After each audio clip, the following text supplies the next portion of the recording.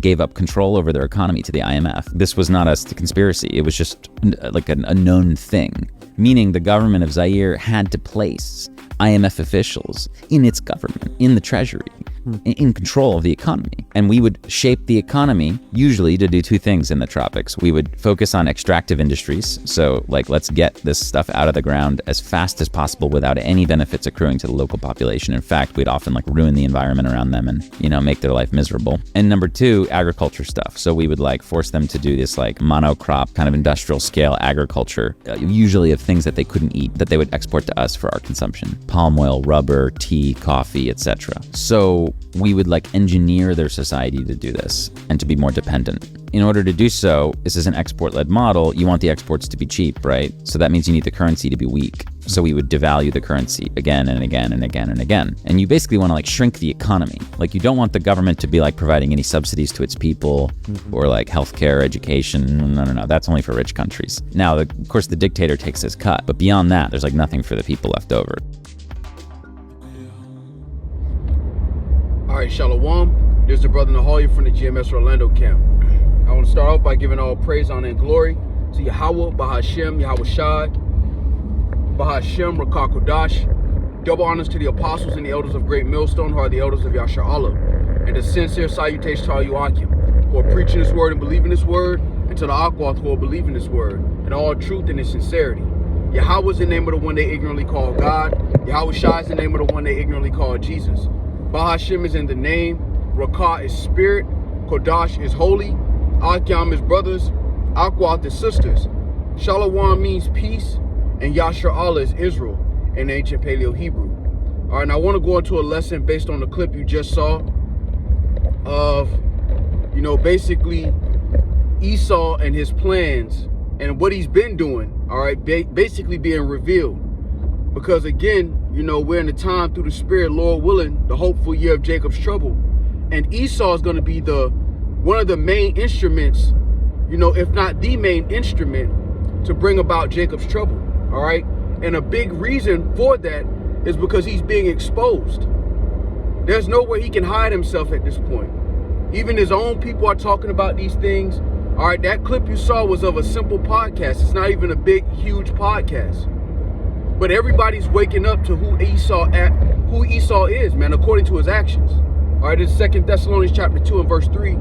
Let no man deceive you by any means, for that day shall not come except there come a falling away first, and then, Salakia, and that man of sin be revealed, the son of perdition, who opposeth and exalteth himself above all that is called God or that is worshipped, so that he as God sitteth in the temple of God, showing himself that he is God. And as a nation of people, when you take back the layers, when you peel back all the layers, Esau Edom, all right, the self-proclaimed white man, all right, is the son of perdition. It's not one person, it's a nation of people. This is the reality. And the moment you start to mention certain things and you peel back these layers and you put everybody in one pot concerning nationality, they're not Germans, they're not Russian, they're not Austrian, all right? They're all so-called white people in these lands. When you peel all of that back, you start to see who he actually is. That man of sin is being revealed, because a big way that Esau was able to deceive the people, all right, a big one was nationality. When you think about it, where nationality is not designated by your family, right? It's designated by where you live at. Now he used that, all right, to ultimately spread out the crimes, if you think about it. But now it's being revealed, man. He's being made bare because, again, ultimately, the man of sin had to be revealed in his time. And we're seeing who he actually is according to his actions, all right? His skin color is an indicator, but it's according to his actions truly. All right, now really quick, this is Malachi chapter 1. And I'm going to jump down to verse 3. And I hated Esau and laid his mountains and his heritage waste for the dragons of the wilderness. Now, Christianity does not want to deal with this, but you have to actually understand that there's a nation of people that the Lord hates. If we're all, and that's why Christianity is just it's a farce, it's a narrative. Because you actually have to deal with all of the scriptures. The Heavenly Father, the one that created everything, has a nation that he hates. All right, verse 5, Salaki, verse 4, whereas Edom saith, we are impoverished, but we will return and build the desolate places. Thus saith the Lord of hosts, they shall build, but I will throw down. And they shall call them the border of wickedness, and the people against whom the Lord hath indignation forever. Now, 2 points. The border of wickedness. All right, when you go into that the word border, it goes into territory or region. So everywhere they're gone, everywhere they inhabit, wickedness grows from it. Now, the deception is that Esau has, in essence, rolled shit in glitter. So people look at wickedness in a progressive way. Because Esau's deception, there's a way that seemeth right to a man, but the end thereof is a way of death. And Esau is the harbinger of death, you know, like the movie Planet of the Apes. It mentions him being the harbinger of death. Now, the scriptures describe him as the border of wickedness. And it's plain to see by his actions.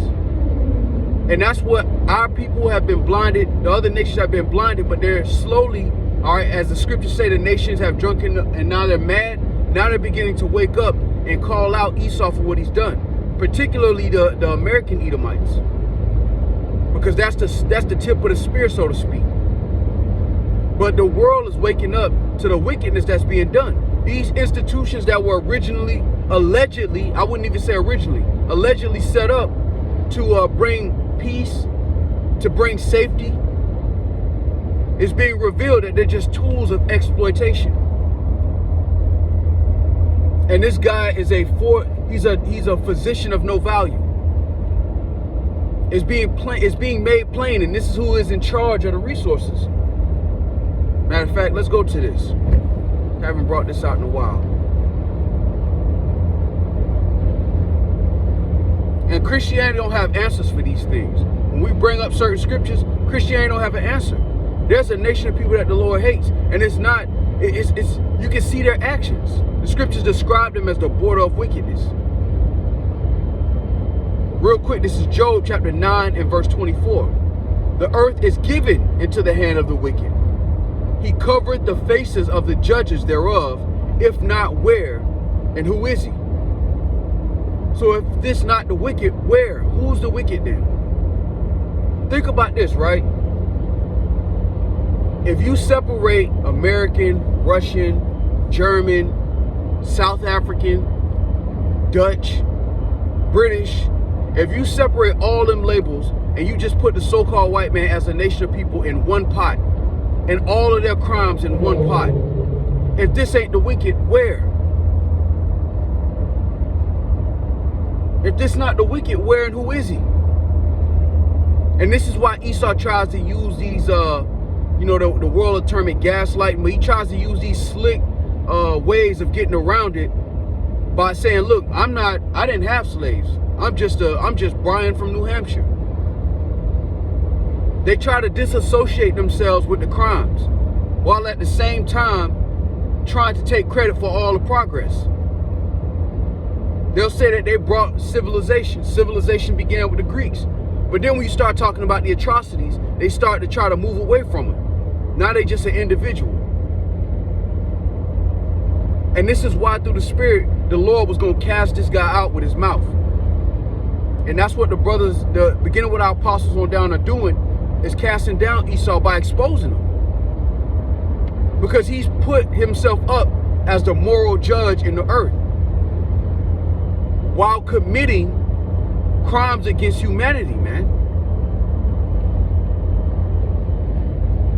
And the world will try to shame you for calling these things out, but it's true. It's true. One of the biggest ways Esau tries to get around this, right, is he tries to say, well, all nations, you know, have done some kind of atrocity. Not to the extent that you have. The other nations didn't destroy the ecosystem. They weren't destroying the environment.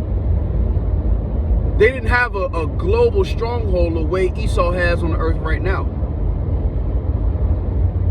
All right, real quick. This is Jeremiah chapter 49 and verse 10. But I have made Esau bare, I have uncovered his secret places, and he shall not be able to hide himself.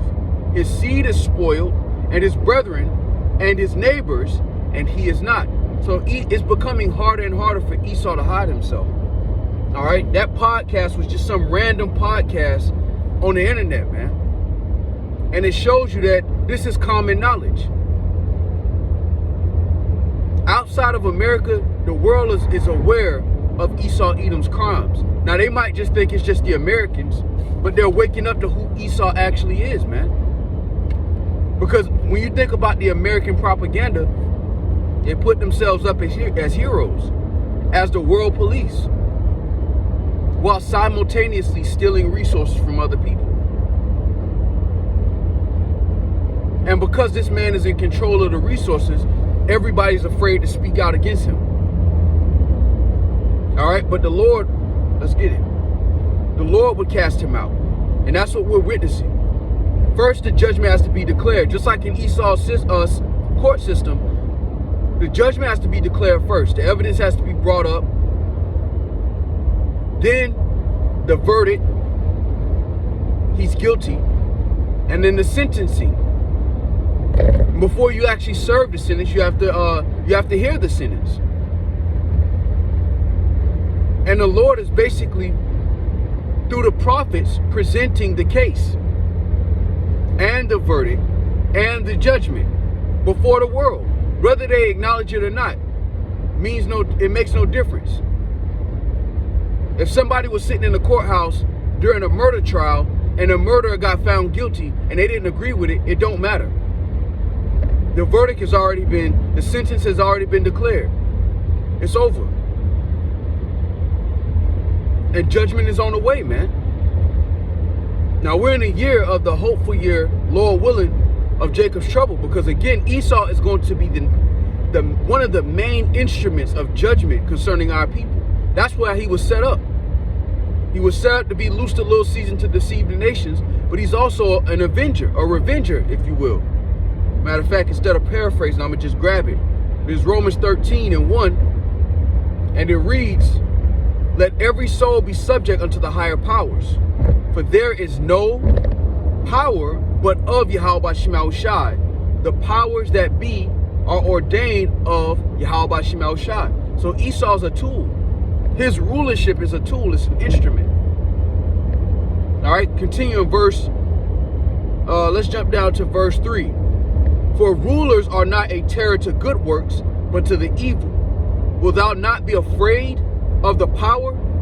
Do that which is good, and thou shalt have praise of the same. For he is the minister of Yahweh Shema Shai to thee for good. You know, the scriptures talk about the enemies be at peace with thee. But if thou do that which is evil, be afraid. For he beareth not the sword in vain. For he is a minister of Yahweh Shema Shai, a revenger to execute wrath upon him that doeth evil. And Esau is basically being sharpened. And one of the ways he's being sharpened is being exposed. Because Esau has two main weapons. It's the physical sword, and then it's the sword of the tongue, deception. Words being smoother than butter. But when his deception stops working, he resorts to his first primary weapon, which is the sword, man. And that's exactly what he's going to do in these last days. Because 2/3 of our people, while all hell is breaking loose on the earth, 2/3 of our people still think that there's a light at the end of the tunnel for this place. That matter of fact, let's get this. Because this is the mentality of 2/3 of our people. It's Lamentations chapter 4 and verse 17. As for us, our eyes as yet failed for our vain help. In our watching, we have watched for a nation that could not save us. They hunt our steps, that we cannot go in our streets. Our end is near, our days are fulfilled, for our end is come. Our persecutors are swifter than the eagles of the heaven. They pursued us upon the mountains. They laid wait for us in the wilderness. The breath of our nostrils, the anointed of the Lord, was taken in their pits, of whom we said, now this is what Jake would say, in their mind, this is their mentality. Under his shadow, we shall live among the heathen. And that's Jake mentality. Under Esau's umbrella, we'll let Esau tell us what to do, give us permission to get married, control the resources, as long as we can live among the heathen and we can live like the heathen. As long as we can do that. That's their mentality, man. And that's why 2/3 of our people are going to be removed. But Esau's one of the main instruments for that removal. 2/3 of our people are going to be destroyed on this side, man. And Esau being exposed is really, it's provoking him, man. It's instigating him to do these certain things that he's about to do, man, because he's about to turn up. All right, so Lord willing, this was edifying. With that, I want to give all praise, honor, and glory to Yahweh, Bahashem, Yahweh Shai, Bahashem, Rukakudash. Double honors to the apostles and the elders of Great Millstone, who are the elders of Yashar Allah, and a sincere salutation to all you Akim, who are preaching this word and believing this word, and to the Akbar who are believing this word in all truth and in sincerity. Shalom.